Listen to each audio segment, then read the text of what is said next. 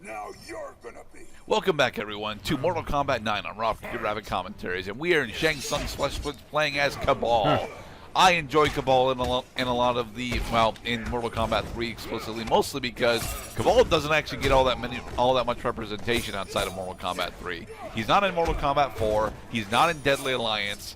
I'm not sure if he's in Deception. I've not actually played Deception. Kabal wasn't in Deadly Alliance. Motaro, whatever's fucking Movalo, he was the Kabal because he had the hook swords. Yeah, Movado and Su Hao replace Kabal and Kano.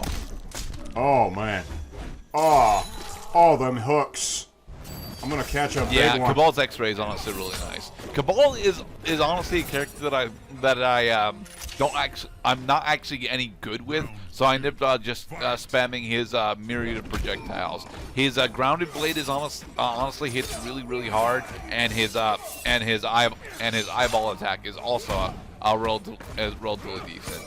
The thing is, Kabal doesn't honestly want to spam his projectiles all that much. It's just that it's the thing that I'm most comfortable doing with him. Now, mostly because his dash attack is significantly easier to interrupt than it was back in Mortal Kombat 3.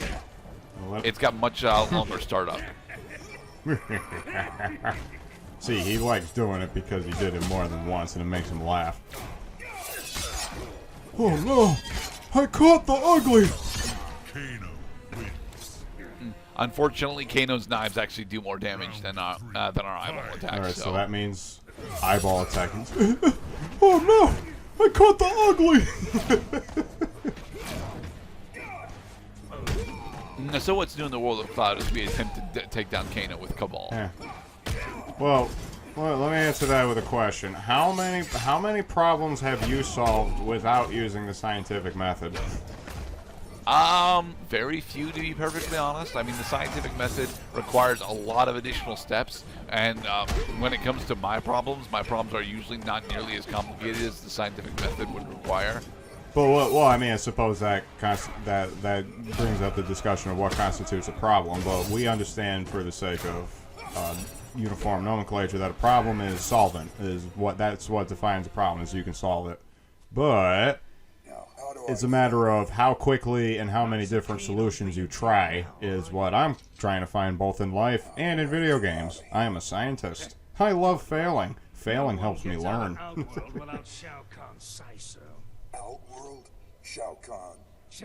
See, in this game we fail, and then they just let us retry, so you have to do 2-1 or 2-0 or whatever. And you'll probably have to try different things along the way. Yeah, Raiden kills Motaro in this timeline. It's one of the smallest things that Raiden accidentally changes, and it doesn't actually impact Mortal Kombat, the Mortal Kombat 10 story, like, at all. And I don't understand why, because the Centaurs are honestly an interesting faction in Outworld, but they don't actually have any other representation aside from Motaro. I mean, they don't really need any representation aside from Motaro. I think that anybody who has spent time in Dante's Divine Comedy would recall that the Centaurs guarded the River of Blood by shooting arrows at any of the damned souls who so much as rose their head above the blood waters.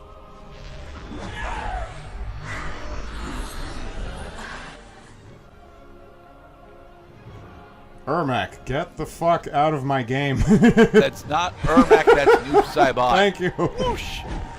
I'm all set with Ermac the Psychic Stupid. No one attacks the Emperor. Oh, you again. We're not trying to attack the Emperor, Mileena. We're trying to leave.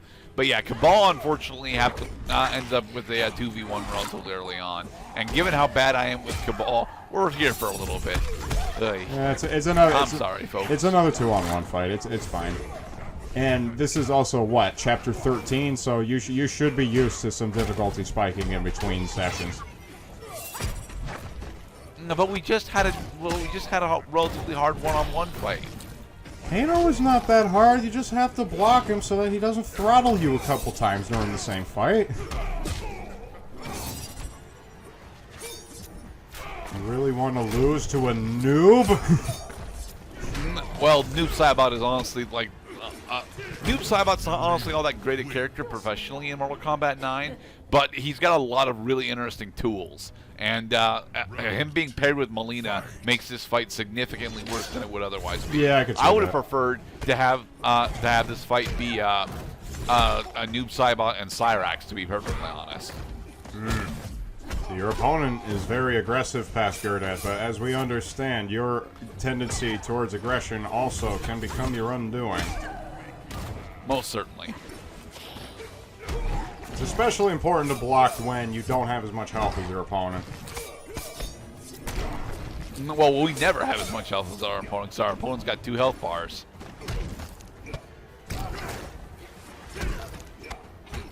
What I'm trying to do there is scout out what the actual combo for what the actual dial combos for Kabal actually are, because it's been forever since I've played with Kabal, and I just straight up don't know what they are anymore. Well, you got your projectiles all set. But the projectiles for Kabal, although are really nice, don't actually do all that much damage. I think Grounded Blade does like 11. Enhanced Grounded Blade does 12%. And whereas normal Eye Blast I think does 7. All right, now let's be scientific about this. What can we do differently this time? We can actually use our hook sword throws, because the hook sword throw is actually a really powerful attack. Nice. Does I think 11% on normal hit. Well, you tried. Okay, and then on the subsequent retry... 12%. Connect it on the subsequent retry, and then just stay low in order to avoid her long-distance attacks while she's at a distance. And... It seems to me that when you lean in, like, you should wait for your opponent to come to you. Because then... The problem with that is that both Noob and Mileena have got good teleports, so waiting for them to come to me is just gonna be them hitting me with enhanced teleports, and that's gonna take off more health than I can effectively win back. I mean, you could dash in, like so. You could dash into an opening. You could walk forward and then intercept a projectile with a block in order to close some distance. Noob doesn't have any. Well, actually, Noob's Shadow Slide technically qualifies as a projectile. Nice. 12%. Oh shit, Jesus! Damn it! Mileena got us with the X-ray. Yep, you better believe you're out of health, but you're forced to watch. Mileena wins. Round 2. I think we do actually win it on this fight, though. Oh, nice. See, isn't it that it's such a fucking triumph where you dig yourself out of a deficit, and you know all the developers are just nodding their heads saying, "That's what we wanted." What I really dislike about Kabal's X-ray is that he doesn't actually have any armor or invincibility on it. Whereas a bunch of other characters, specifically Liu Kang and Sub-Zero, get a small amount of armor on their X-rays. Several characters just don't get any armor, specifically Kabal. And Kabal's X-ray, because it's a full screen one, really needs to have some amount of armor on it in order to actually be effective. Nice fucking dash. You opened his ass up. Here. Boom. And a lot of the 2v1 fights in the game end up being waiting for specific openings in order to try and capitalize on your opponent doing more aggressive plays than they should. True.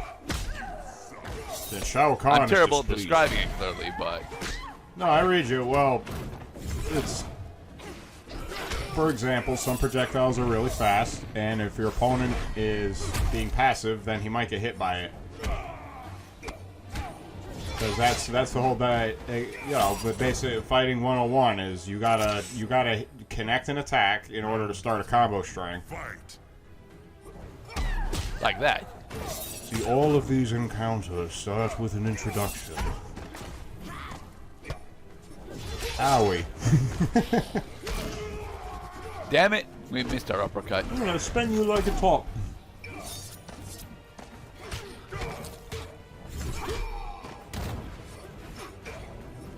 Boom, pow, pow, pow.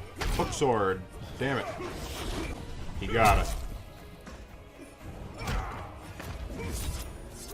You notice how reptilian Shao Kahn looks in this pose, despite the fact that he's not actually in the chair as part of the story here. Well, they're using dynamic lighting, so the colors the characters take on is supposed to resemble the lights closest to them. Shao Kahn he's got green torches on both sides of him. I think that's why he's looking green right now. Yeah. Especially at his knees. Very, very, very telling right there. But I actually, when I'm referring to the more reptilian visuals, I'm more or less referring to his upper body and the fact that his helm gets rid of his fucking lower jaw, and it's just interesting to me that he looks reptilian to me because that's technically foreshadowing into Onaga, but we've not actually gotten. Sweet Jesus. Well, we're never actually going to see Onaga in the current Mortal Kombat timeline, sadly. Yay, we finally got By it. the skin of our teeth. And I thought I was a freak. You kind of are, Kabal. Time to go. Whoosh! Whoa, see ya. Yay, it worked. My wife, my family, I can never see them again because I'm just a freak. A freak. I'm just a freak and my skin is all burned up. This speed's incredible. Guess it's a side effect of the outgrowth magic. You are not authorized for portal. And here we have a plot twist. Says who? Sub-Zero. Hi, Cyber Sub-Zero. Cyber Zero. You say that like it means something. As you will soon discover. So yeah, Cyber Sub-Zero is the new character that they introduced for Mortal Kombat 9, and he is specifically here because Raiden saved Smoke in Mortal Kombat 2, but failed to save Sub-Zero. Man, well, what the fuck made Sub-Zero so special that he couldn't just have a costume be his? This is an independent character altogether. He even has his own name tag. And he has his own moveset. That's the big thing that separates him from normal Sub-Zero. Cyber Sub-Zero is honestly much more about anti-air and having interesting Lin Kuei tools, as opposed to normal Sub-Zero, who is much more about the more direct strikes and ice ball combinations that open up with that. Whereas Cyber Sub-Zero, yeah, he gets Lin Kuei teleport. He gets a frosted broadsword instead of the long sword that normal Sub-Zero gets, and he also gets the ice grenades as opposed to what the normal Sub-Zero gets with just the ice ball and the ice puddle. Yeah. Ah, look at all of that blue blood.